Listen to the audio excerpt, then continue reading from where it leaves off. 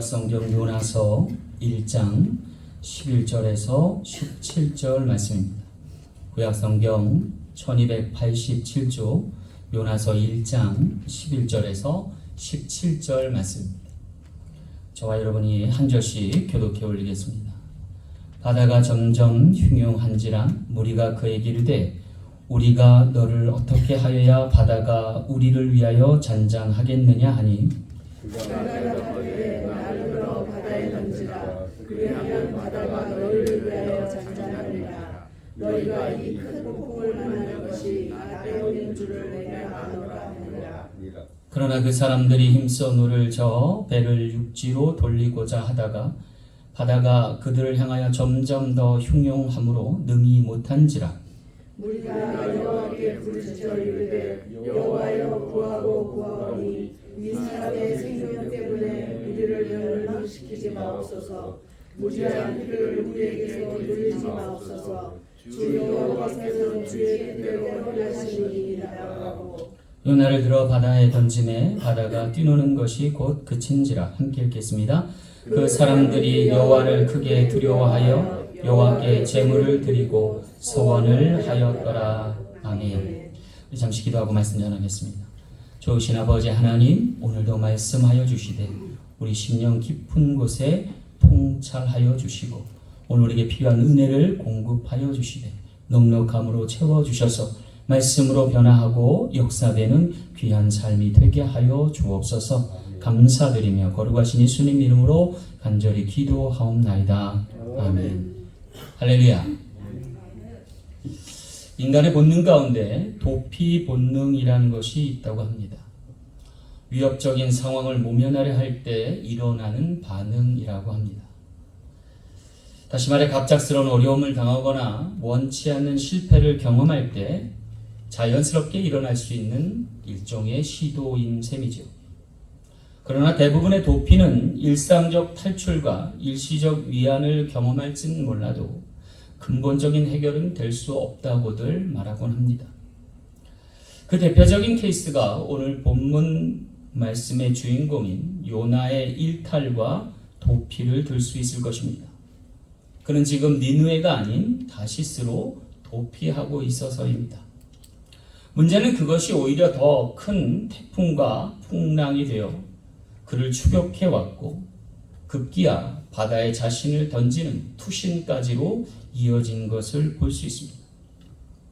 때때로 우리 인생에서도 이와 같이 이중의 어려움을 겪을 때가 많습니다. 쉽게 말해 엎친 데 덮친 격이죠. 그럴 때면 우리는 주변 이웃들에게 조언을 구하곤 합니다. 이때 잠깐 피해 있으라는 권고가 주를 이루는데요. 여기서 주의할 것은 권고하는 이웃들도 실상 재난과 환난을 만난 이웃과 마주하기 어려워서 그같이 조언한다는 것입니다. 어쩜 그들도 그 같은 권고를 통해 똑같이 도피를 선택하고 있는지도 모를 일인 것입니다. 반면에 심리학자들은 도피하기보다 직면할 것을 권고한다고 그래요. 그를 통해 모종의 극복을 추천하는 것이죠. 하지만 안타깝게도 내담자 대부분은 그것이 너무 과도하다는 판단에 중도에 포기하고 만다는 것이죠. 자, 그렇다면 우리가 어떠한 문제에 직면했을 때 과연 어떠한 길을 찾고 그 해결 방안을 모색할 수 있을까요? 오늘 본문에서는 여호와께 피하라 라고 말씀하십니다. 그런데 피난처 대신 주님께 피하라는 거예요. 다시 말해 피하는 것 자체가 문제가 아니고 피할 곳이 어딘지 모르는 것이 문제라는 것을 지적하는 거죠. 예컨대 범죄한 아담과 하와가 피한 곳이 어디예요? 동산숲, 무화과 나무 잎으로 가리는 것이죠. 사실 그들이 피한 곳이 잘못이에요. 어디로 피해야 돼요? 하나님께로 피해야죠. 하나님께서는 가죽옷을 지어 입히셔서 그들의 피난처가 되심을 보여주시기 때문에 그렇죠. 비록 동산 밖에 쫓겨났을지라도 하나님이 덧입혀 주시는 가죽옷을 입고 살 때라야 비로소 그의 삶에 참다운 도피처를 얻게 되고 안식을 누릴 수 있어서이기 때문입니다. 우리가 기억할 것은 피난처를 마련해 주시는 분이 주님이시라는 사실입니다.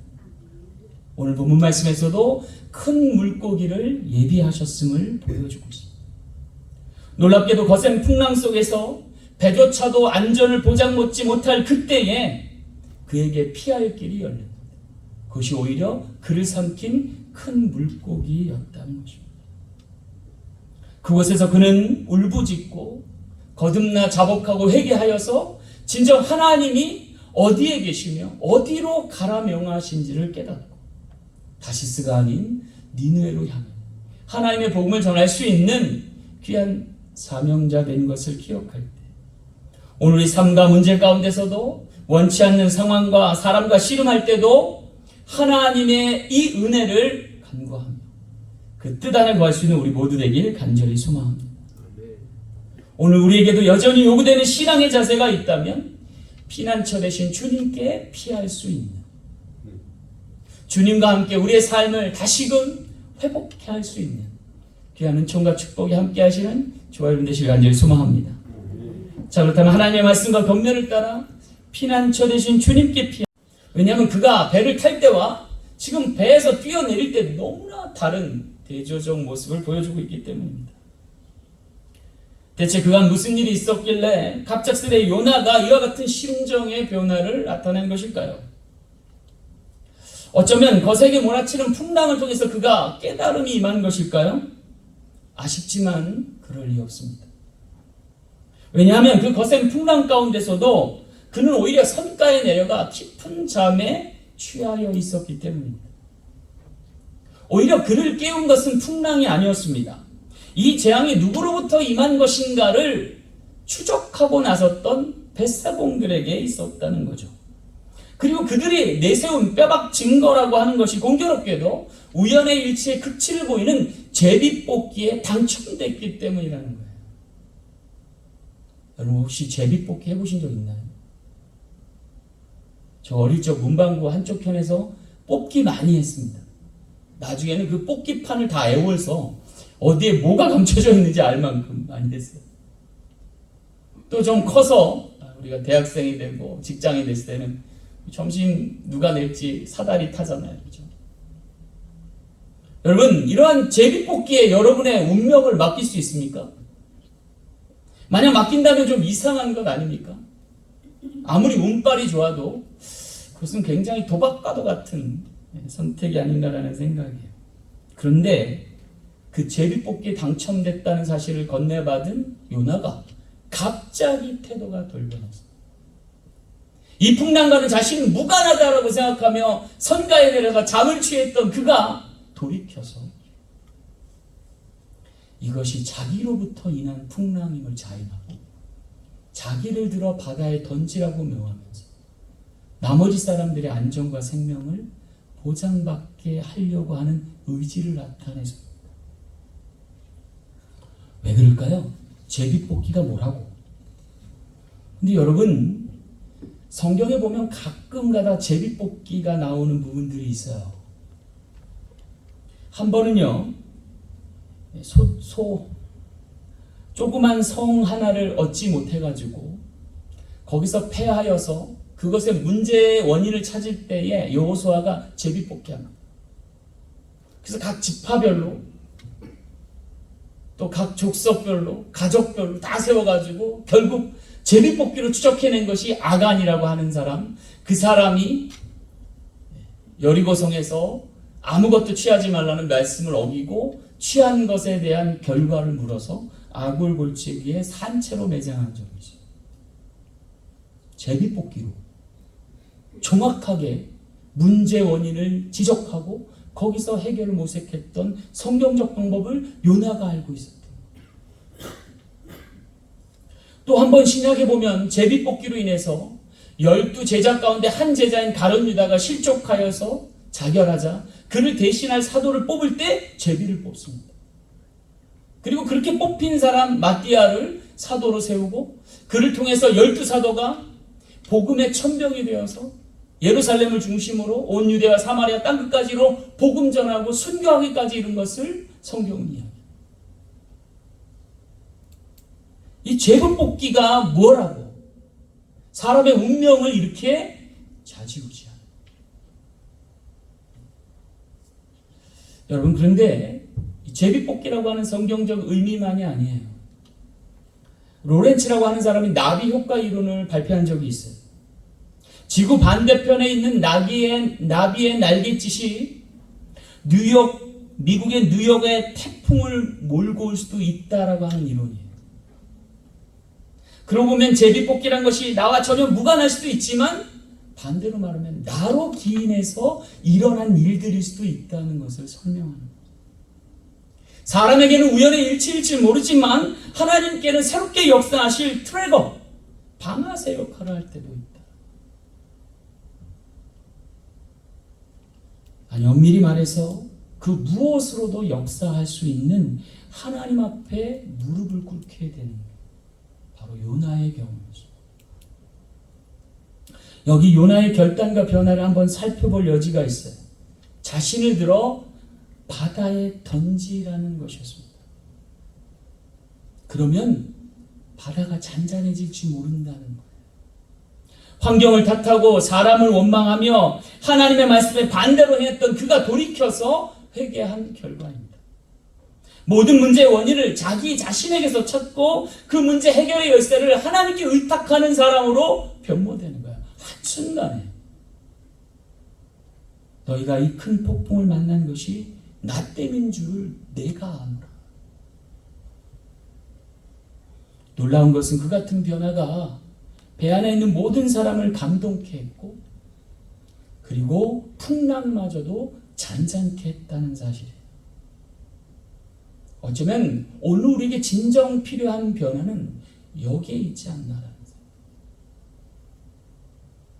오늘 우리 사랑 장로교회가 그와 같은 놀라운 변화에 주역될 수 있는 모든 지체 되시길 간절히 소망합니다. 두 번째 변화는 그 뜻대로 행할 수 있게 하심입니다. 오늘 4절 말씀 볼게요. 무리가 여호와께 부르짖어 이르되 여호와여 구하고 구하오니 이 사람의 생명 때문에 우리를 멸망시키지 마옵소서. 무죄한 피를 우리에게 돌리지 마옵소서. 주 여호와께서는 주의 뜻대로 행하심이니이다. 여기 두 번째 우리가 주목할 것은 이 무리들의 놀라운 변화인 것입니다. 여기 배에 탄 이 무리들의 놀라운 변화는 크게 두 가지로 요약할 수 있어요. 하나는요, 그들이 여호와께 부르짖기 시작했다는 거예요. 그리고 또 하나는 그 뜻대로 행하실 일이라고 한 목소리를 내기 시작했다. 여러분, 이것이 왜 놀라운 변화일까요? 사실 이 배 안에 있던 무리들은 여호와란 분이 누군지도 모르던 사람들이에요. 그런데 지금 그들이 신앙인들처럼 행동하고 있다는 거예요. 아이러니하지 않습니까? 이 모든 변화는 죽기를 결단한 요나로부터 비롯됐음을 직감할 수 있습니다. 이것이 요나의 표적입니다. 요나의 표적. 여러분, 표적과 기적을 구분할 수 있어야 돼요. 기적은 뭐냐면 한마디로 말해 이런 거예요. 요나가 풍랑 가운데 살아 돌아온 것이 기적이라면 그로 인해 그 주변 사람들이 변화하는 것이 표적이에요.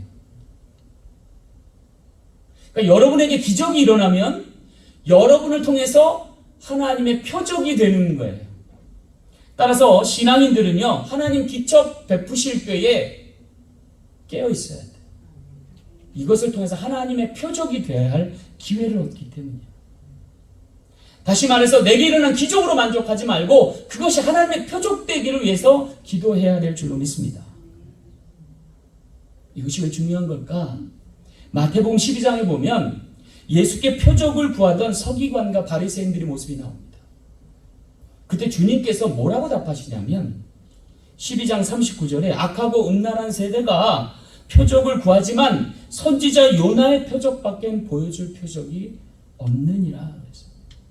그리고 이어서 말씀하시기를 심판 때에는 니느웨 백성들과 남방 여왕이 일어나서 이 세대 사람들을 정죄하리니 이는 니느웨 사람들은 요나의 전도를 듣고 회개하였기 때문이다. 여기 요나의 표적에 대해서 주님이 친히 말씀하신 거예요. 그를 통해 변화된 사람들, 그것이 하나님의 의도하신 뜻이었고 그것이 놀라운 표적이었고 그것이 주님께로부터 이어져서 오늘날의 표적으로 이어질 수 있음을 또한 이야기해 주십니다. 여러분, 요나를 통해 사람들에게 일어난 변화가 뭐예요?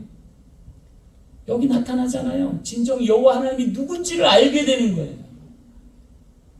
그리고 그 하나님의 뜻대로 행하실 것을 한 목소리로 나타내게 되는 거예요. 이것이 요나를 통해서 하나님께서 일으키실 수 있는 표적이었다. 무엇보다 여호와 하나님이 어떠한 분인 줄 알게 된 거예요. 만물과 바다와 육지를 지으신 하늘의 하나님이심을 알게 했다. 그 하나님께서 그가 뜻하시면 만물을 심판하실 수도 있고 영혼을 구원하실 수도 있는 분임을 또한 알게 하셨다는 거예요. 정말 놀라운 변화 아닙니까? 하나님이 누구신지도 모르던 사람에게 갑자기 한순간에 요나를 통해서 하나님이 정확히 어떤 분이신가를 알게 하는 것. 그리고 모든 것이 주 뜻대로 이루어질 것을 한 목소리 내게 하는 것. 이것이 요나의 기적을 통해 하나님이 나타내실 표적이었다라고 하는 것. 그리고 그것이 예수 그리스도와 정확하게 맞닿아 있음을 성경이 증거하고 있다는 것. 여러분, 여기 이 어부들, 이 뱃사공들, 이 배에 탄 무리들이 뭐라고 얘기하는 거예요? 무죄한 피를 우리에게 돌리지 마옵소서. 주 여호와께서는 주의 뜻대로 행하십니다. 여기 무죄한 피가 누구의 피일까요? 예수 그리스도의 피를 나타내요. 그 피 때문에 사는 것을 그들이 모르고 있다는 거죠. 그럼에도 불구하고 오늘 우리에게 알려주는 거예요. 예수 그리스도의 보혈의 피로 오늘 우리가 살게 되는 것이고 그것이 하나님의 뜻이라고 하는 거예요. 그리고 그 뜻대로 되어지기를 원하고 있다라고 하는 거예요. 오늘 믿지 않는 사람들은 몰라요. 누구 피 때문에 살고 있는지. 이 세상이 진작 멸망했을 것인데 아직도 유효하고 앞으로도 주님께서 진노의 날을 연기하시는 이유가 누구 때문인지를 알게 하십니다. 요나를 통해서 예수 그리스도를 통해서 나타내고 계시다라고. 요한복음 10장 24절 말씀에 한 알의 밀알이 땅에 떨어져 죽지 아니하면 한 알 그대로 있고 죽으면 많은 열매를 맺느니라 하십니다. 어쩌면 오늘 주님께서 우리에게 요구하시는 건 이 요나처럼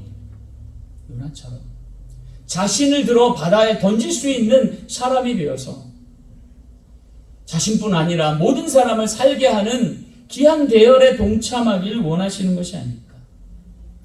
그렇게 죽기를 자청하는 나로 인해 내 가정이 살고 이 몸된 재단이 살고 이 나라가 살 수 있다면 하나님께서 그것을 표적 삼지 않겠느냐. 오늘 우리가 그와 같은 자세로 하나님의 영광에 죽고 다시 사는 귀한 역사에 있길 간절히 소망합니다. 마지막 세 번째 변화는 예비하심에 맡기게 하신다는 겁니다. 17절 말씀 볼게요. 여호와께서 이미 큰 물고기를 예비하사 요나를 삼키게 하셨으므로 요나가 밤낮 3일을 물고기 뱃속에 있으니라. 그래서 여기 바다에 던지워진 요나의 결국이 어떻게 됐는지를 설명하고 있어요. 한마디로 말하면 물고기 밥 됐다는 거예요. 물고기 밥이 됐다는 거예요. 여러분, 거룩한 하나님의 선지자가 결국은 뭐가 됐다는 거예요? 물고기 밥 됐다는 거예요. 정녕 이대로 끝나고 마는 걸까요?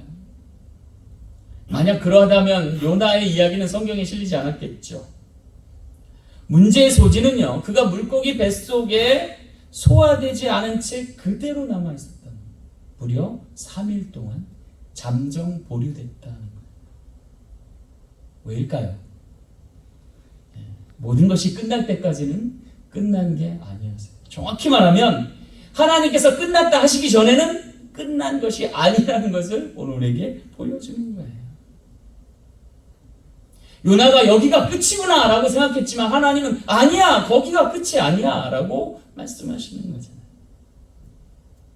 다시 말해서 사람에게는 심판일지 모르지만 하나님께는 구원의 시작일 수 있다는 것을 오늘 우리에게 보여주는 지점입니다. 하나님의 구원의 역사에는 끝이 없음을 나타내주고 있습니다. 또 다른 시작일 수 있고 성장을 위한 성장통일 수 있음을 알려주는 대목이에요. 여러분, 여기서 우리는요, 한 가지 귀한 사실을 깨달아야 해요. 쉼표와 마침표가 저만한 차이라고 하는 거예요. 여러분, 문장이나 악보에 등장하는 중요 기호 가운데 마침표가 있고 쉼표가 있어요. 저만한 차이겠지만 마침표에 작은 점 찍으면 쉼표가 됩니다. 엄청난 차이입니다. 우리가 이제는 끝장이다 싶을 때에도 하나님이 점 하나 찍으시면 아니야, 다시 시작할 수 있어. 다시 새로워질 수 있어. 좀 쉬었다 가면 어때? 회복되고 충전되어 가면 더 좋잖아. 다시 달려갈 힘과 용기를 주시는 부분입니다. 사랑하는 성도 여러분, 하나님의 예비하심을 볼 수 있는 저 여러분 되시길 간절히 소망합니다. 여기 큰 물고기를 예비하셨어요. 여러분, 그 망망한 바다에 한 선지자가 자신을 들어 바다에 던지라고 해서 거기서 뛰어내려서 거대한 물고기가 요나를 와서 삼킬 확률이 얼마나 될까요? 아마 제비뽑기보다 더 우연의 일치가 아닐까요? 확률적으로 보면. 근데 그 일이 일어나는 거죠. 제비를 뽑을 건도 정말 대단한 확률인데 거기서 자신이 들어 바다에 던지진 그 요나를 큰 물고기가 와서 삼킨 건 더한 확률이잖아요. 근데 이걸 누가 하신 거예요? 하나님이 하신 거예요. 하나님께는 우연의 일치가 없고 필연적 운명이라고 하는 사실을 알려주는 대목이에요. 그리고 그것이 예수 그리스도와 정확하게 일치하고 있는 거예요. 예수께서 이 땅에 오셔서 우리 모두를 구원할 확률이 도대체 몇만 분의, 몇십만 분의, 몇억 분의, 몇 조분의 일이 되느냐는 거예요. 그런데 하나님은 하나님의 때 정확하게 우리를 위하여 예비하셔서 구원하신다는 거예요. 그것에 대한 증거가 뭐예요? 여기 사흘이라는 시간이에요. 요나가 밤낮 3일을 물고기 뱃속에 있으니라. 예수께서 사망 권세를 깨뜨리기 위해 죽음에서 거한 시간이 사흘이에요. 그리고 모리아 산으로 예수 그리스도를 예표하는 이삭을 데리고 아브라함이 그 먼 곳까지 간 길이 사흘이에요. 정확히 일치해요. 그리고 거기서 여호와 일에 하나님의 준비하심, 예비하심을 성경은 나타내요. 이 모든 것을 하나님이 예비하셨다는 거예요. 하나도 어긋남 없이 요나를 통해서, 아브라함과 이삭을 통해서, 그리고 예수님을 통해서 우리를 구원함에 있어 한치의 오차도 없이 정확하게 역사하셨고 준비하셨다는 거예요. 사랑하는 성도 여러분, 오늘 우리 인생이 세상에 내던져 있고 확률에 던져진 것이 아니라 하나님의 예비하심과 예정하심과 운행하심과 주장하심과 역사하심에 있음을 잊지 마시고 하나님이 쉼표 찍어주실 때 세임 없고 거듭나서 달려갈 길 갈 수 있는 우리 모두 되길 간절히 소망합니다. 여러분, 그거 아세요? 이삭을 하나님께 드릴 때에 아브라함이 변화됐어요. 그의 나이 100세였어요. 그 뒤로 아브라함의 실패가 언급되지 않아요. 실수도 언급되지 않아요. 그리고 오히려 회춘해요. 젊어져요. 그래서 다시금 75년을 살아요. 175세까지 살아요. 75세에 그를 부르셨는데 그 이전에 하나님과 함께하지 못했던 시간을 다 만회할 수 있도록 100세부터 75세까지 다시 하나님께서 열어주십니다. 오늘 우리 부활의 놀라운 은총을 나타내주는 시간이고 그 모든 것이 그리스도와 관련되어 있음을 오늘 우리에게 나타내주는 거죠. 요나가 다시스로 가다가 풍랑을 만나고 자신을 들어 바다에 던져질 때에 큰 물고기가 예비해서 거기서 부르짖고 회개해서 변화돼서 다시금 니느웨로 갔는데 그 니느웨에 가서 40일 동안 사람들에게 복음 외치니 많은 사람들이 자복하고 회개해서 그 도시가 살고 나라가 사는 귀한 역사 이루는 선지자로 쓰임받게 됐다는 사랑하는 성도 여러분, 오늘 우리에게도 그런 귀한 역사 있길 간절히 소망합니다. 우리 자신 한 사람 한 사람이 변해서 우리의 가정이 변하고 이 몸된 재단이 변하고 우리 나라가 변할 수 있음을 기억하고서 하나님께 붙들려 하나님께 쓰임받는 거룩한 지체들 되시는 한 주 되시길 간절히 소망합니다. 말씀을 맺겠습니다. 때때로 우리가 원치 않는 풍랑 같은 시련을 만날 때 드는 생각이 하나 있죠. 이런 일이 내게 왜 일어날까? 그렇기 때문에 여러분, 신앙인일 때 우리는 생각을, 방향을 바꿔야 돼요. 과연 이 일과 관련하여 하나님의 뜻이 어디 있는가? 그리고 나로 무엇 하기를 원하십니까? 이는 상황에서 사람으로, 사람에게서 내게로 옮겨진 부정적인 생각에서 벗어나서 문제 해결의 열쇠가 하나님께 있고 그 하나님께서 나를 변화시켜 줄 것이고 나를 통해서 내 주변 사람들을 변화시킬 거고 내 주변 사람들을 통해서 상황을 바꾸실 하나님임을 나타내기 위해서. 요나가 하나님이 이 모든 것을 계획하고 자기에게 주장하심을 깨닫고 변화되자 그로 인하여 배 안에 있던 사람들이 변하고 배에 있던 사람들이 변화하니까 상황도 바뀌어서 풍랑이 잔잔해지더라는 거죠. 사랑하는 성도 여러분, 오늘 우리 문제 해결의 열쇠는 하나님께 있습니다. 하나님께 변화될 나에게 있습니다. 나로 인해 변화될 사람과 상황에 있음을 깨닫고 우리 주변을 아름답게 변모시킬 수 있는 복음의 증인 되시는 저런 되시길 간절히 소망합니다.